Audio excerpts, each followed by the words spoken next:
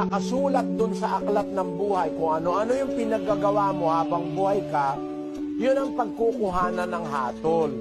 Kahit manalangin ka ng manalangin ng iba, magpamisa, araw-araw, buwan-buwan, taon-taon magpamisa, mababago mo pa ba yung nakasulat doon sa aklat ng buhay? Hindi na. Wala namang corruption doon. Wala naman doong lagayan. Hindi ka pwedeng maglagay para, isingit mo naman ito dyan. Walang ganon. Kung ano yung nakasulat na ginawa mo sa buhay mo, samantalang nabubuhay ka, hindi mapapalitan na yon. Yung ngayon ang pagbabatayan ng hatol. O ano pa magagawa ng panalangin o ng dasal? Kaya kailangan habang buhay tayo, magsamantala tayong gumawa ng kabutihan.